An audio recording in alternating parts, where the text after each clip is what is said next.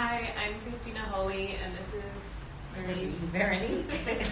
and we are going to go through some of the viewer questions today. We haven't been able to get to an Instagram Live for a little while, and we're always getting a bunch of questions coming in, so we thought it would be nice today to just spend as much time as we can addressing your guys' primary questions. I've got a list here in front of me. Feel free to write in as we go, and we'll do our best to get to everyone. The first question that we have is, are there any new products in the works? Inquiring minds want to know. Well, actually, there is something that is launching very soon, October 15th, and we're very excited about it. It's a vitamin C product, and vitamin C has come. The technology around vitamin C and its derivatives has come a long way, so that we are now able to use some of the newest kids on the block very effectively in something that will deliver to the skin in a way that we can address problems that you don't usually associate with vitamin C as being the answer, like acne, like perioral dermatitis, like other kinds of dermatitis, like rosacea. So we're very excited about this new product.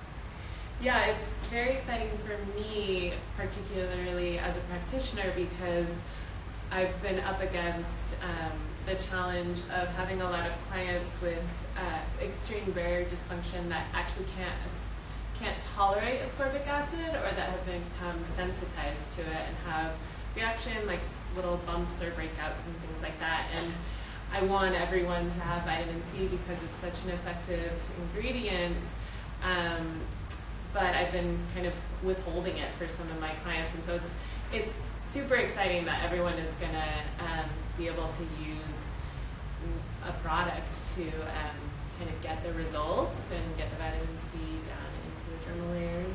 I think a lot of the problems with sensitivity or sensitized skin vis-a-vis vitamin C has to do with misformulated products or misuse of certain products that are out there. So this is a real evolution in vitamin C.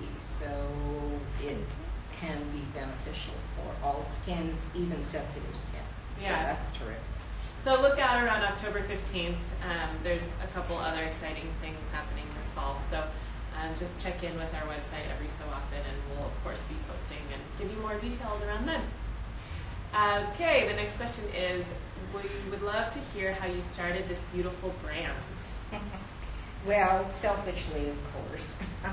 I always struggled with rosacea, and so I started this brand way back, many eons ago now, because one of the things that was always a problem was finding sun protection that I could use, and this is a common problem across the board for people who have rosacea. There's no sunscreen out there that really worked. It just made our rosacea worse.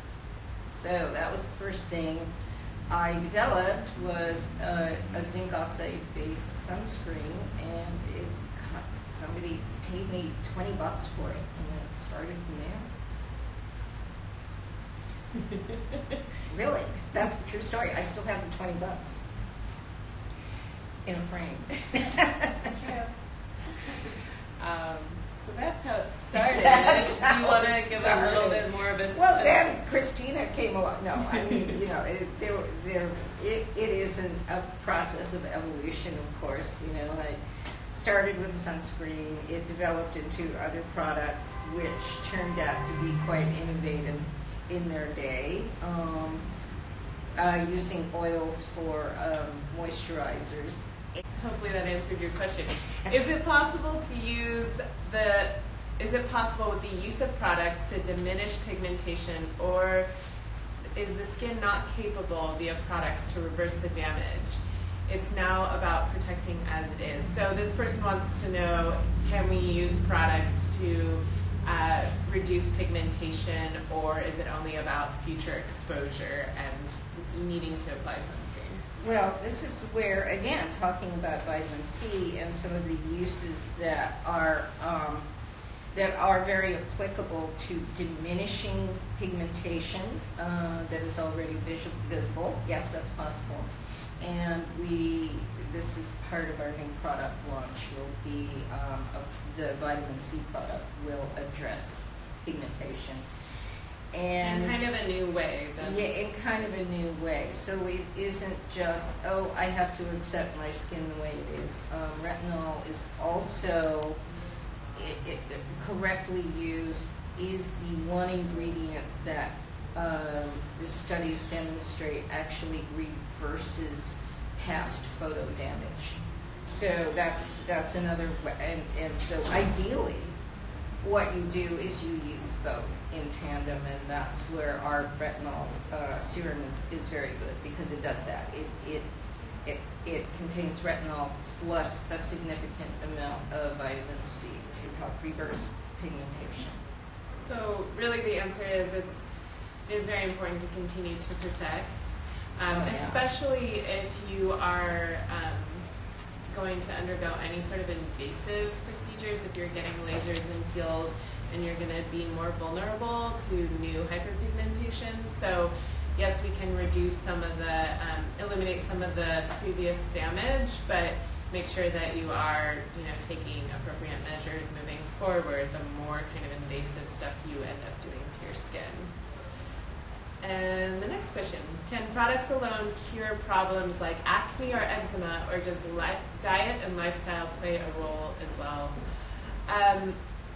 As everyone knows, acne and eczema are both two really complicated skin conditions. They're definitely impacted by the state of your internal body and organs and the whole cycle of elimination. So diet and lifestyle absolutely does play a role. I like to think of it as kind of two separate systems, but they're intertwined and they're synergistic. So when tackling something like acne, you're going to treat the skin strategically using a certain set of products that are going to target the primary factors of breakouts and really break it down in the face, trying to analyze what the primary cause is. But then you're also going to analyze the internal body, someone's diet, lifestyle, stress, hormones, all the different things that can also impact the state of your skin. Skin is also an organ, a pathway of elimination, just like the liver and our gut. And so we want to really take into consideration that they're all intertwined. There are some cases where breakouts or eczema type conditions are triggered superficially by products, so that then just switching your regimen could kind of eliminate those symptoms without really looking at the internal body. But most of the time, if it's a real chronic case of eczema or chronic adult acne, then absolutely you need to take both into consideration. Right. Eczema is also well known as it can be inherited. So there can be a genetic cause for it. So, with babies with eczema. So there is not diet or lifestyle so much as it is an inherited condition. So that part of it too. Absolutely. And same with acne, where Sure. it can be part of your inherited microbiome and immune function. That plays a big role in the inflammatory pathways of the skin as well. So it's complicated, and the fastest way to eliminate these symptoms is to take a holistic approach, but absolutely first step can be products. The next question is, I have very dry and sensitive skin, eczema. I'm looking for some products to really help moisturize without clogging my pores. So this is an interesting question to me, because I think that there's still this sort of antiquated fear that products are really clogging your pores and causing, products are the primary cause of unwanted skin symptoms such as breakouts, and that's not typically the case, especially with our line. There's not really anything in our line that clogs pores, even if it's a product made for someone with really, really dry and sensitive skin. So when you're looking at the entire system of the skin, and the daily requirements of micronutrients and vitamins, these symptoms such as eczema are coming about typically because of a deficiency, so that those systems aren't being able to carry out all of the necessary processes that are required by healthy skin, the production and the maintenance of healthy skin. So if you have dry and sensitive skin or eczema, it's most helpful to think about what you could be potentially lacking within this skin system and the barrier layer. And so Right. you want to look at all of the different layers, all of the different components and key players, and make sure that you're satisfying all of those different requirements. I would try as much as possible to eliminate the fear of clogged pores from any products, because it's not really about that. If you're rebalancing the acid mantle and trying to restructure the microbiome of the skin and the immune system, you'll be reducing the inflammatory response and also making yourself much more resilient towards clogged pores and breakouts, and using appropriate oils, essential fatty acids to promote for a comfortable, balanced lipid layer. You will be eliminating dryness, moving away from sensitization, and the pore should be able to be open and without any sort of debris or condition. Yeah, the first thing that always leaps to my mind when somebody talks about dry, sensitive skin, especially eczema, is a barrier dysfunction. And so if you're looking, I call our barrier restore system as kind of moisturization 2.0, because it really isn't about putting something like cream on your skin to seal in moisture. When your barrier layer is acting as it should appropriately, it's regulating moisture levels in the skin. And when barrier function is inadequate, then you start to get the dry skin, the eczema, which it's best to, I think, you look first at, well, how is your barrier layer functioning? So there's the lipids part of it, but then there's also or resupplying some of the ingredients that will act like natural moisturizing factor and all of those things, so that your skin can do the job of regulating moisture all by itself. Mm-hmm. And then there's also, of course, the internal components or sources of eczema, internal allergies, autoimmunity, issues with elimination, or condition in the organs. So if you do have chronic eczema, you want to take a look in holistically at the internal body as well. Yeah. I guess about 50% of people who have eczema have something called, it's a filaggrin deficiency. So again, it's an inherited condition. So it's something not, again, your best bet is to supply those ingredients that your skin isn't producing on its own, so that your skin can then go ahead and regulate moisture going in and out of the skin. Mm-hmm. And then you also want to think about the quality of the lipid layer that you are producing, which is a very complicated process, of course, because it starts with the food that we're eating and our digestive process and our circulatory system, assimilation, everything. But looking at your breakdown of fats, if you're someone with eczema, it can be a very useful tool, and really try to get a lot of good sources of omega-3 and, really healing essential fatty acids. And really, yeah, don't be afraid of the oils, because I read the question and we get this kind of question a lot where people say, I have very dry skin, but I want to use something that isn't clogging my pores, and I'm immediately thinking, oh, they're probably exfoliating all over the place and exfoliating way too much because they're so worried about pore clogging that they're not thinking about how this actually creates the condition of dry and sensitive skin. And the more you try to scrub and strip away the skin, the more inflammation you're going to be prone to, and then that can trigger an onset of eczema as well. So, not to mention, oils can themselves reduce clogging in the pores because they're polar and they can work together and influence your own sebum production and your own quality of sebum and start to bring out debris from deeper within the pore rather than just eliminating oils at the surface with an exfoliant. Right, which is what you really want to do. And, basic chemistry is oils dissolve oils, and oils penetrate very well to that deep part of the follicle where the oil is collecting and hardening and creating congestion. So your best bet for reducing that and unclogging pores, which may be clogged, is by using oils or an oil cleanser. Key point, don't be afraid of clogged pores. Yeah, don't be afraid of oils. Yeah, just beauty. They're your friends. The next question is, one of the most important questions is, why are you not sold in the UK? I cannot go on spending so much money on shipping. Oh dear. This is a great question. We really want to be sold in the UK. We are in the process. We definitely will be sold in the UK soon, so just stay tuned.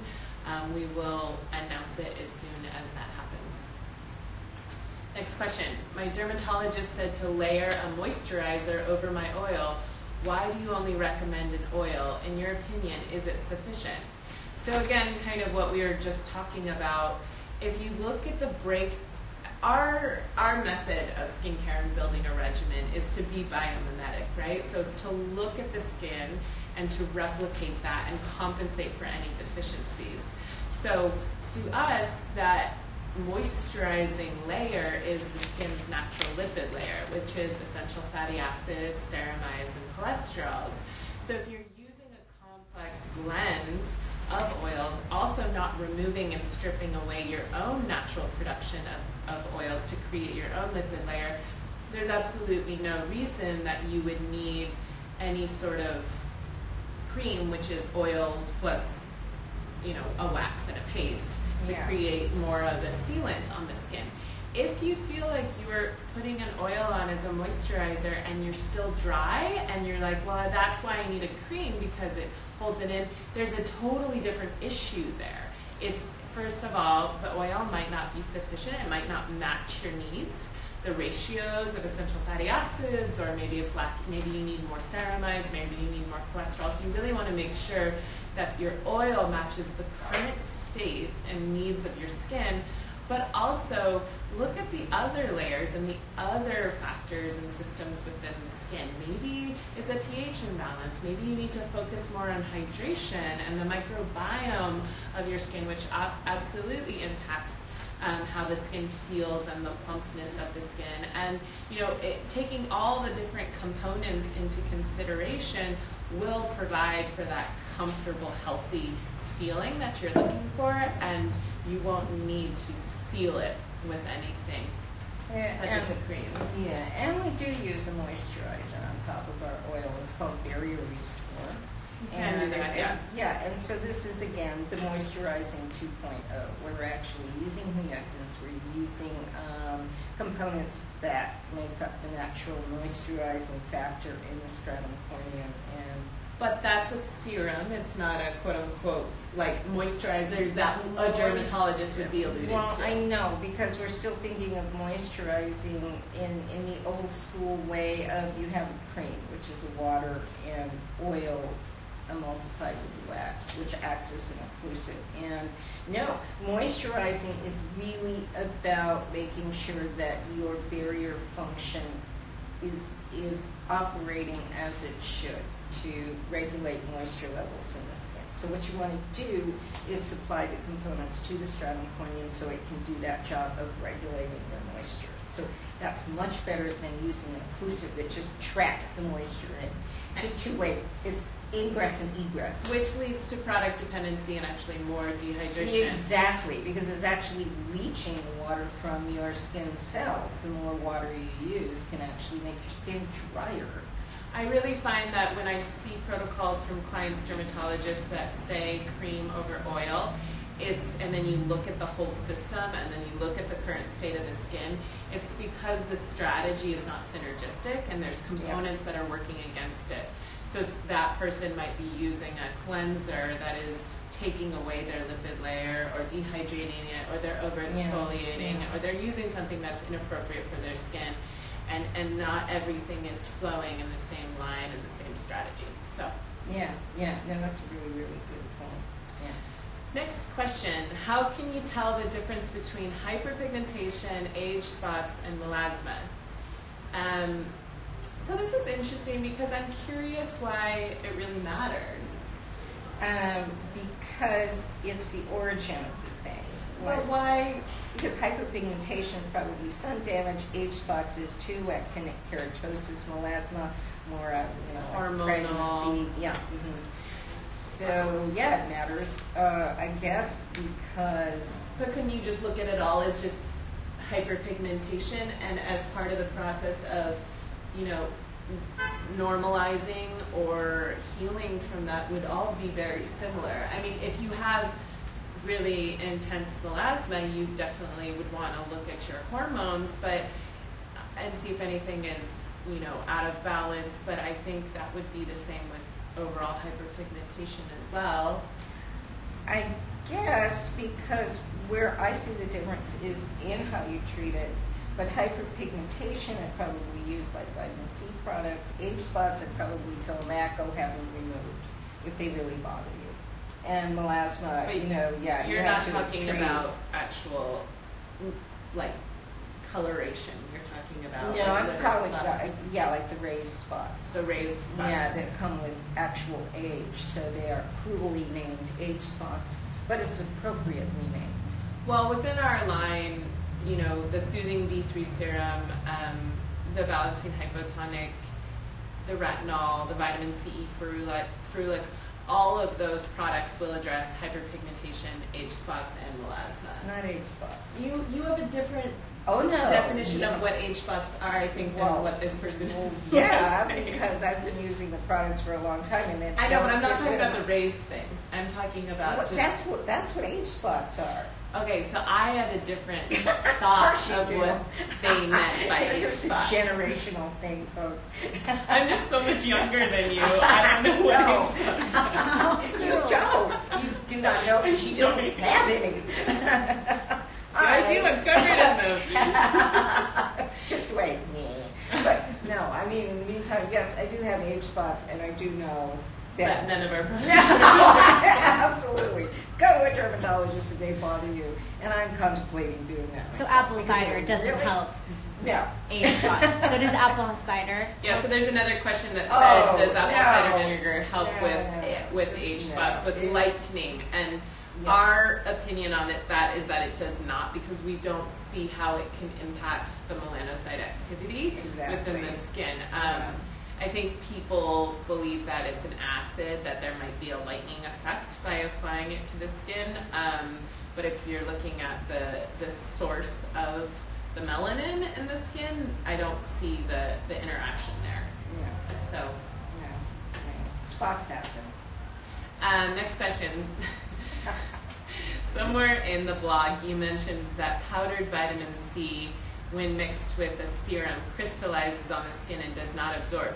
Can you talk more about this? I thought this method was the most absorbable, since the vitamin C is naturally hard to stabilize, and with this method it rehydrates and remains stable enough to be absorbed. Great question. And the reason it's a great question is because it is common to think about, the vitamin C, think about it as a powder, and you mix it with the liquid. When you are doing that, you are lowering the pH, and you are applying it to your skin, but it doesn't absorb because the water just evaporates off, leaving the powder back on your skin. It does not absorb, but people confuse absorbability with stability. It is very stable as long as it's just sitting there as a powder. As soon as you add liquid to it, though, it changes. And it's the worst way, actually, to apply a vitamin C to your skin, because absolutely none of it is usable in that form, because it is just sitting on the surface of your skin, and it could even irritate, because it is an acid after all. It's ascorbic acid. So it's a low pH. Sometimes, and I've had this experience myself, is that you put it on and it feels, your skin becomes red and hot and inflamed immediately. And if you add water, it's worse, because you're creating more ions that lower the pH even more hydronium ions. So really, just don't do it. If you have tried it and you find that your skin is irritated and red, add oil to remove the whole mess, and just wait for the irritation to die down. But no, it isn't getting anywhere past the surface of the skin. And on the surface of the skin, I mean, it depends on how much you put on your skin, but it can cause breakouts, it can cause other problems that it can sensitize your skin. It's something that I think in some cases, it leads to this problem of people become sensitive and they're saying, oh, I'm allergic to vitamin C. No, you're not. You're just allergic to the vitamin C in that form that you're trying to use. You just don't put it on your skin directly. Just like you don't put essential oils directly on your skin. It's too strong. Someone asked, I've heard vitamin C can cause acne in some people. Is that true? Yes, absolutely. That's what I was getting at, is that if you use it in that form, it can cause your skin to break out. It can react immediately. And I've seen clients like that. And that's what we were speaking of a little bit earlier when we were talking about our newest product, is that I've worked with tons of clients, and if they have, a certain level of vulnerability or barrier dysfunction, then even a very well formulated vitamin C with L-ascorbic acid could cause an inflammatory response. So, if that's the thing, is that breakouts are really not like acne. That's a overgeneralized term. So breakouts are an immune response in the skin, and there's bacteria on the skin. So it's likely that there's going to be inflammation and bacteria and an infection, but it doesn't mean you have an overgrowth of a pathogen. It means that something's not right. And so it's really important to think outside the box and not just immediately go to something like benzoyl peroxide or to go towards killing bacteria. I just can't stress the importance of, if you're breaking out, to walk away from the notion of killing bacteria. It will resolve the problem so much faster. One of the things too, when you think about you're putting something on your skin, like something that's a very low acid, you're just straight up irritating your skin. You're wrecking the barrier's protective function for a while. So you do need to back off. Just back off and don't use anything for a while, except maybe a little safflower oil or something, until the problem resolves itself. Okay, next question. I have been dealing with adult acne on my chin for a long time, and I am now pregnant and it's flaring up again. I know I have to eliminate retinol. Yes. So what products would you recommend that are safe to use during pregnancy?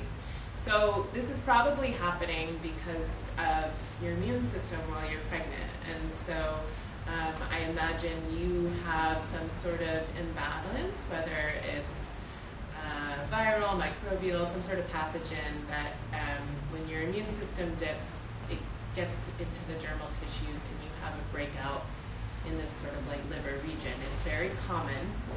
And when you're pregnant, your immune system is suppressed. And so if that has been a chronic situation for you, that's likely to come back.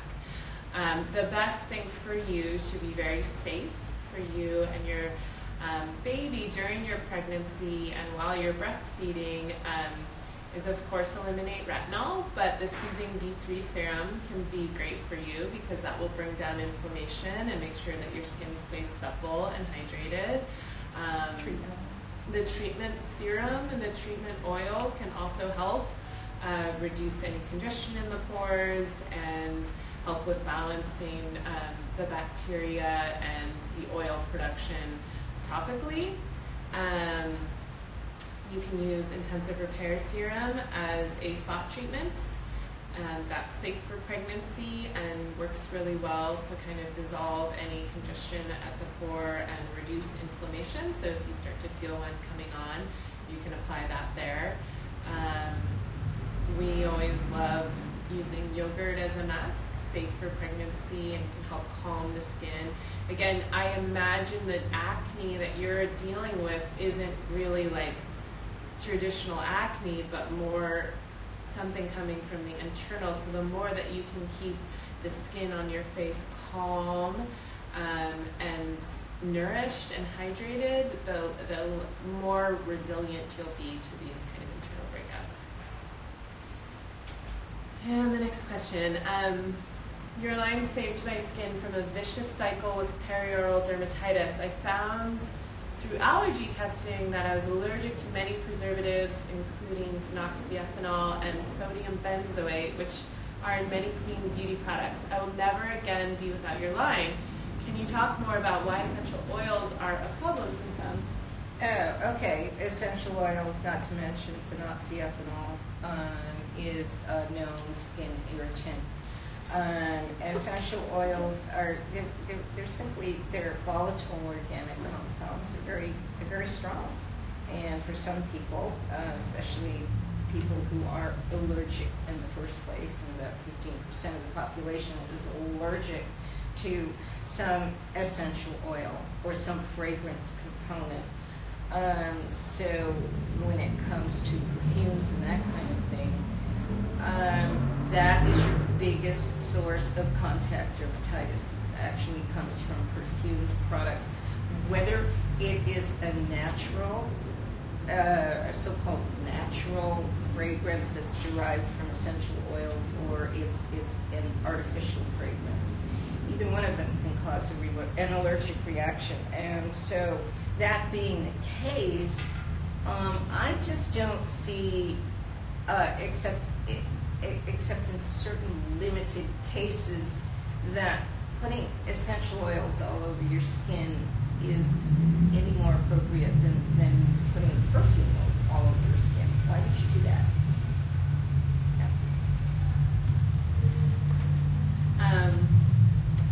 Okay, next question. Everyone has a different type of skin type. Some people can tolerate oils and some people can't.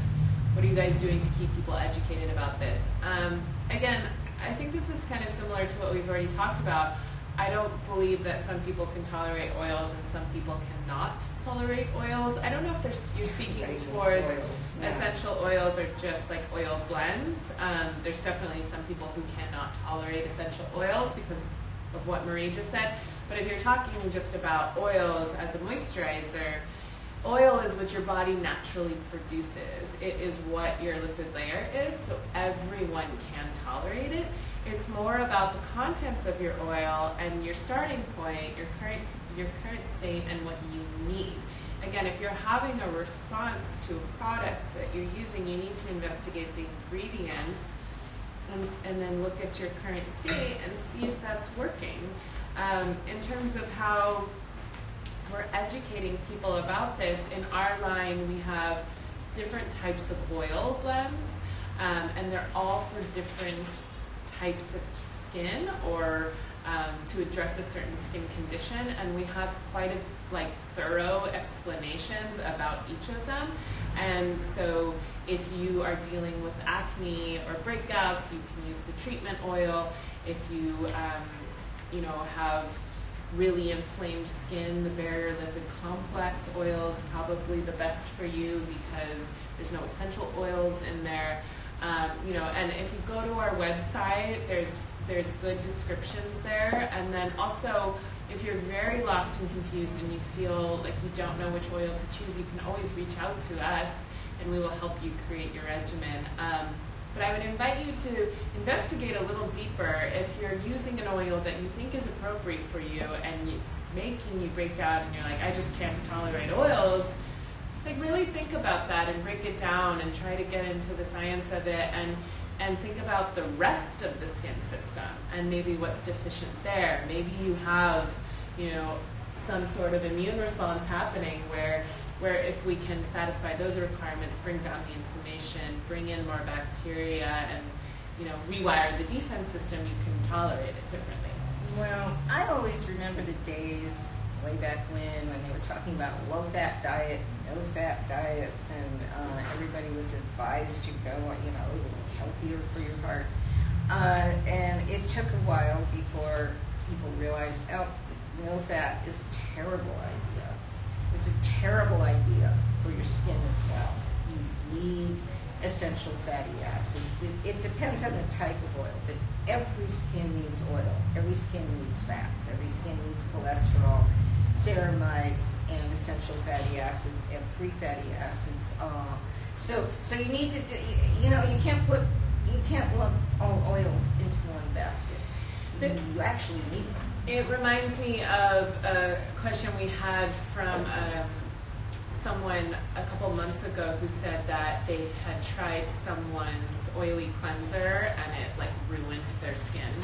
And I looked at this brand's oily cleanser and it seemed pretty normal. I didn't see anything that would ruin someone's skin. And we investigated a little more and looked at their history and their previous skincare regimen that they just immediately swapped to this oily cleanser, and they broke out. But the important piece is that it wasn't the oily cleanser. It was this pathway of changing and trying to heal their skin from using sterilizing, stripping agents. So every day they were removing their lipid layer. There was probably really high levels of inflammation. Their microbiome was totally off balance.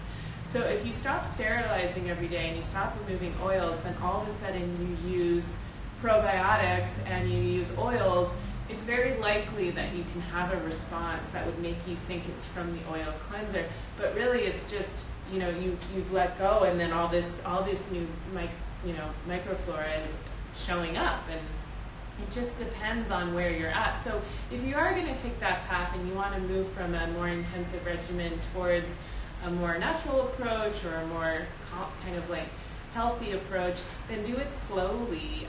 It's the same as if you have gut imbalance and microbiome imbalance internally and you just start eating a million probiotics all day, you're going to get gas or you're going to get bloating, there might be discomfort. And so, the process is long. It takes a while to kind of restructure and recolonize the skin. So I just invite you to take all of that into consideration.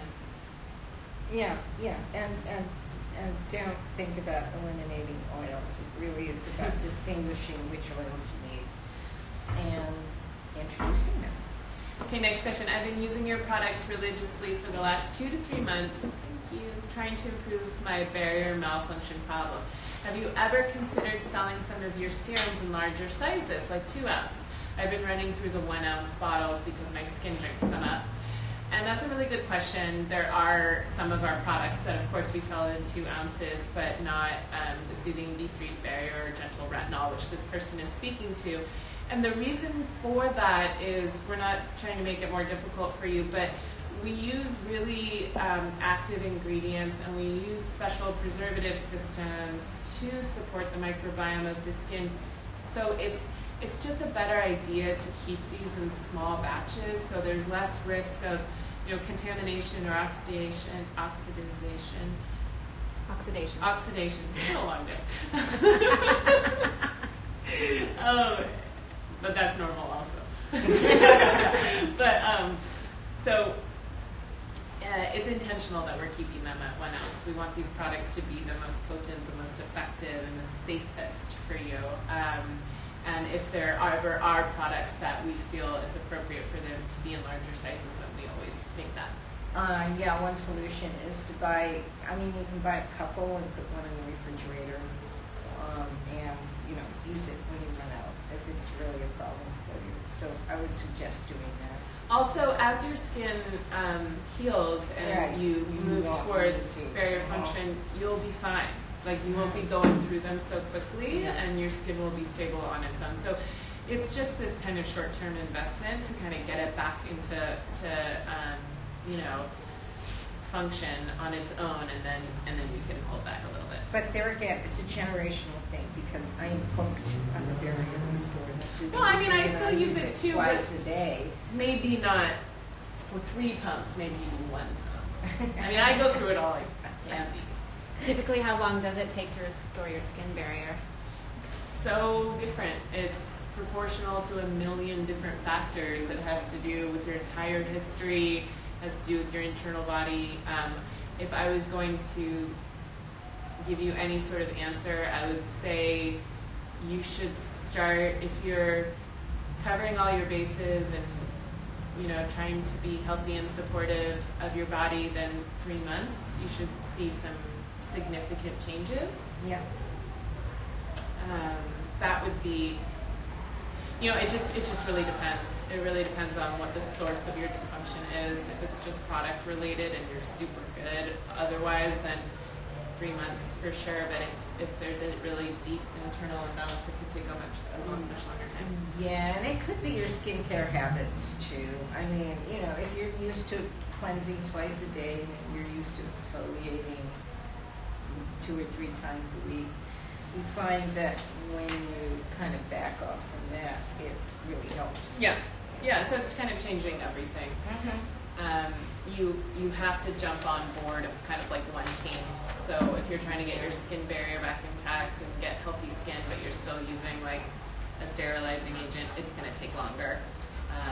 Or if you're still going and getting regular lasers, it will take longer. So it's kind of like joining a camp and sticking with it. Yeah. Okay, I use and love your Barrier Restore Serum and Dara's oil. They've helped my skin so much. I have rosacea, so I love that your products are free from essential oils. What other of your products would you recommend to combat redness and irritation and support reactive skin? I mean, I would definitely say the Soothing B3 Serum. That's the first thing that leaps to my mind. The Balancing Hypotonic. People overlook that, and it's kind of my very favorite product. It will change your skin really quickly, and it's kind of targeting a layer that a lot of people ignore, especially if you have reactive or irritating, dehydrated, sensitive skin.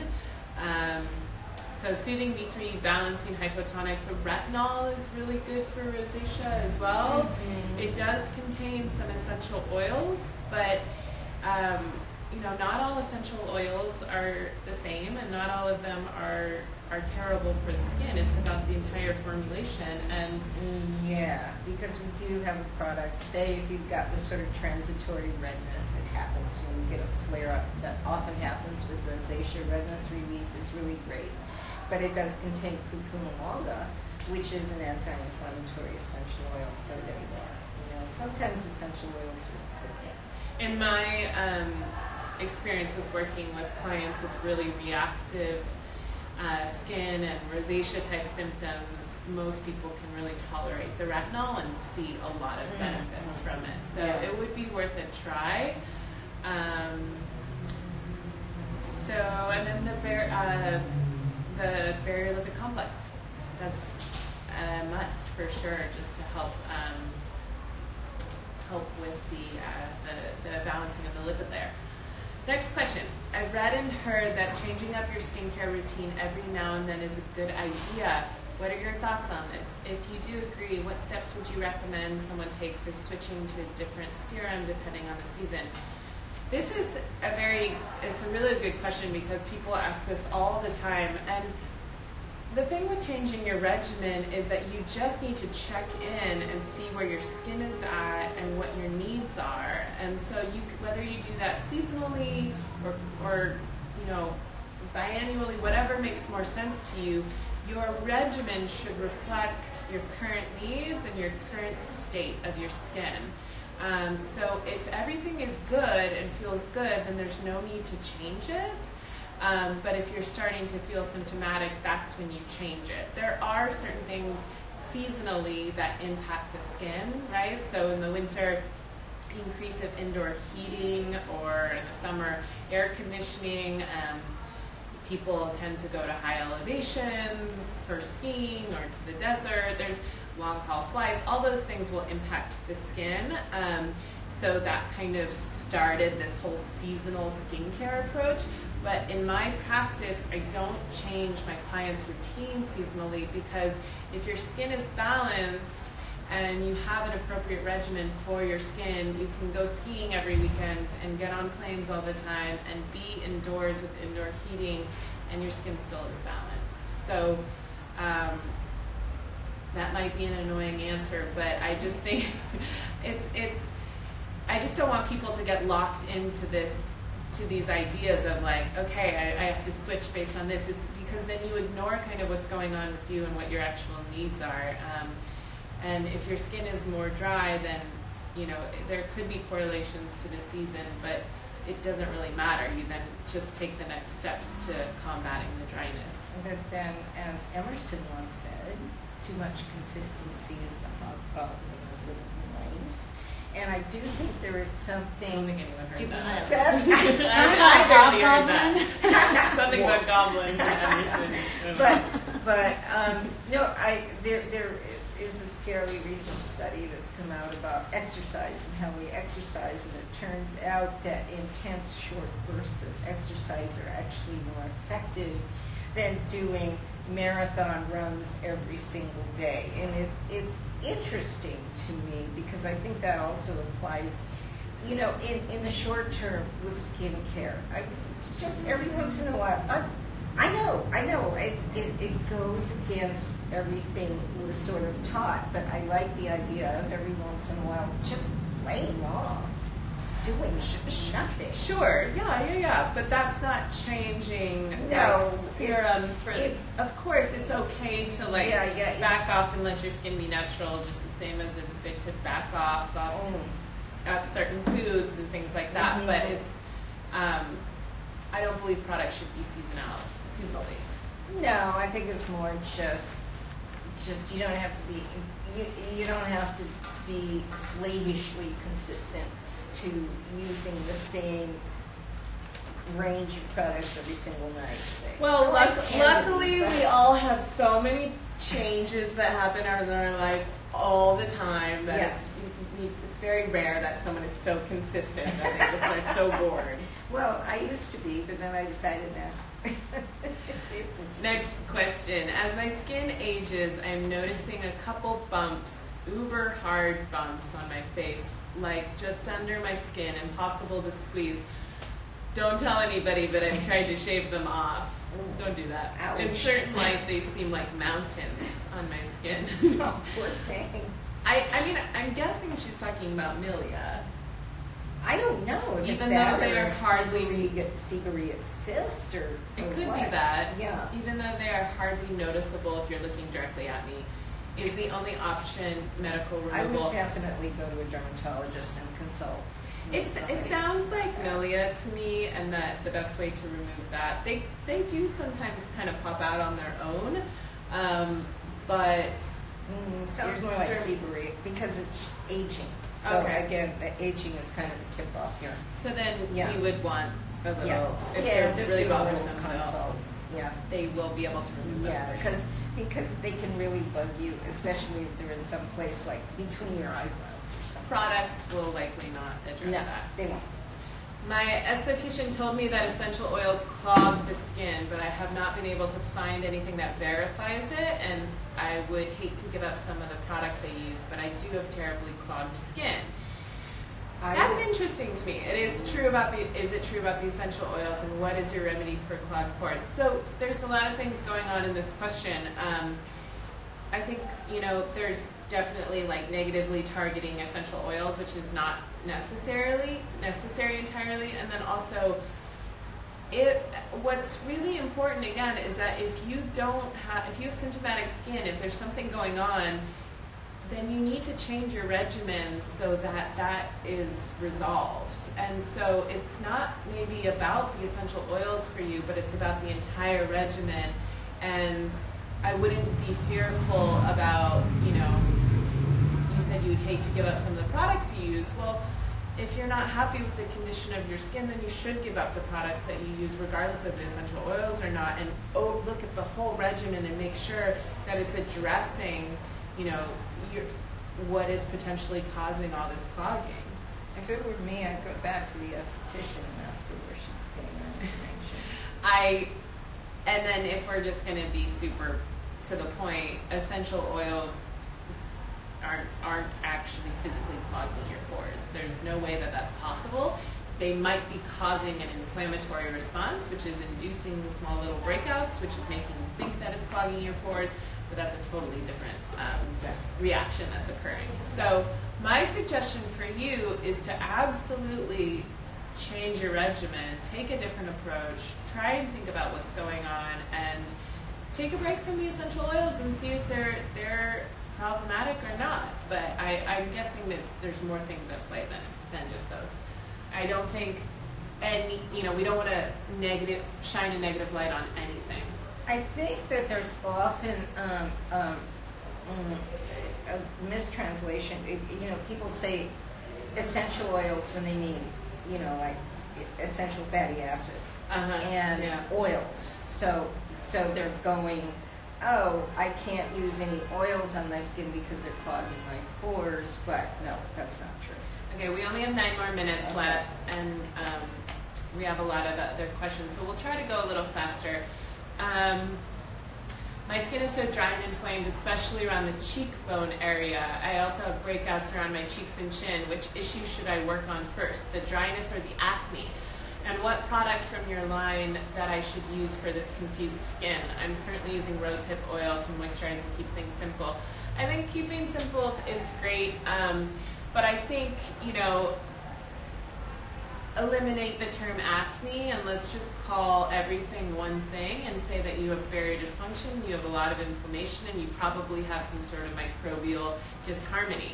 So that's all kind of creating this inflammatory autoimmune response and the itching, burning reaction. So I would, maybe go super simple and try to cleanse with a Manuka honey or a yogurt.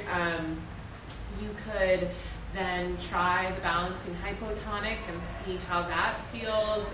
The Barrier Restore Serum would also just be a good, simple place to start, more so than rosehip oil, because it's going to be actually targeting the natural moisturizing factor, which will likely resolve the itchy burning sensation.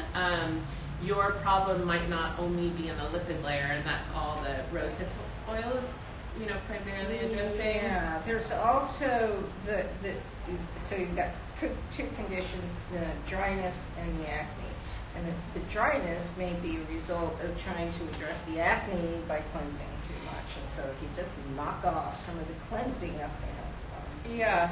Yeah, so just take it down, make sure that you're not doing anything that could be sterilizing or stripping the skin. Use yogurt, use honey that will help with bacteria. Yeah. Use very diluted apple cider vinegar. Very nice moisturizing as well. So, yeah. And then the one product, I'd say start with the Barrier Restore Serum. Next question, most skincare contains propylene glycol, butylene glycol, and retinol palmitate. Are these inflammatory and pro-aging? Also, what do you think about microneedling? Can it cause post-inflammatory hyperpigmentation for certain skin types? Where do you start? I would say on the first one, propylene glycol, butylene glycol, retinol palmitate.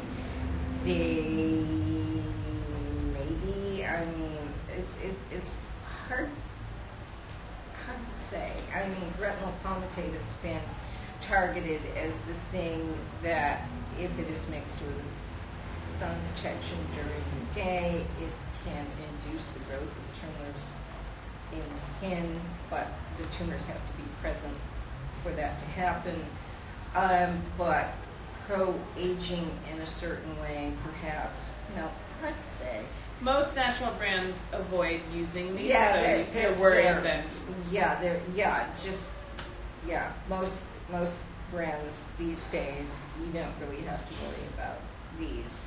Just stay away from, I guess, the cheap drugstore stuff. What do you think about microneedling? We have a lot of opinions on microneedling. There's so many different types. There's so many different types of skin conditions to address with it. I think there are from, we've tried to do so much research and talk to a lot of people to really get to a good place on this. And from what I have gathered is that there are some at-home devices that I think are too aggressive because as you turn it, there's a little bit of a pull and a tear on the skin, which I've seen cause more inflammation and and then the products you're applying afterwards, you really need to think about because that could be sensitizing the skin and causing a reaction. I think with microneedling, the concept is good, and I think that it could be a positive thing, especially if you have some deep scarring. What seems like the nicest way to go about it is the types of machines that just go in and out and don't have any drag or pull or create any micro tears. And also just really make sure that if you're, probably don't do the at home that's my opinion with most devices, see a professional, someone that you trust, and then ask them what products they're going to apply afterwards. And because that's really important, you open up the channels so there's deep penetration, and then people are putting all these terrible preservatives and ingredients in there that you don't want, and you could get more problems, inflammation, post-inflammatory hyperpigmentation for sure. Another issue with microneedling is if you are at a state of barrier dysfunction, I have seen, spoken to many clients who end up with an allergy to the numbing cream that they apply, and that can cause a really terrible, very long-lasting reaction. So if you want to do microneedling, get your skin to a place that is healthy, and then seek a professional that you trust, your dermatologist, someone and have a conversation about it. Ask them if they think your skin is ready for it, and then ask them what products they're using afterwards. And it's more complicated than good or bad. There's kind of good to everything. And then also what's really important to Marie, I know, and me, is that you think about the frequency. Don't do it too much. Don't try to stimulate too much, because if you're in your 20s and you're doing microneedling to keep your collagen production, like your collagen's still being produced at a really nice rate, and then by the time you're in your 60s, 70s, the collagen that you're producing might not be the kind you want. So there's a lifespan to everything. So. Yeah, right, because you've already exhausted your fibroblasts and created more of a senescence of clutter down the road, sooner than you need to. So everything in due time, and do watch the frequency. And that's the problem really with the home devices, is I think it encourages people to do it every. You just want to think about the long term for everything. Yeah, there's nothing's just too simple.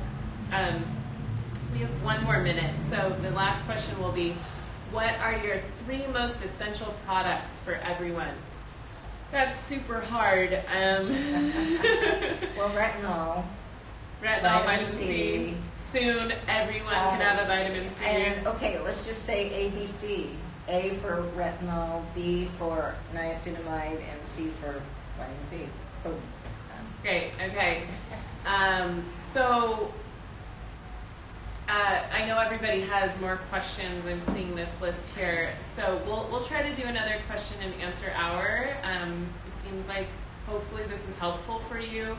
And we have a customer service team at Marie Veronique offices, which are, trained by Marie and I, and we oversee it, and we look at all these questions and their responses, and they're really smart, wonderful people. So feel free to email info@marieveronique.com if your questions weren't answered, and we will definitely get a response back to you as soon as possible. And another note I'm supposed to read. And if you this is about general Instagram, if you post a question, Marie and I get to these questions every Thursday. I'm only in the office on Thursdays, so if it takes a minute to respond, that's my fault. So I'm trying to get to them really quickly, and we're trying to keep training and get the team stronger. But because we do take your questions really seriously, and we want to think about it and compose the best answer. So we say that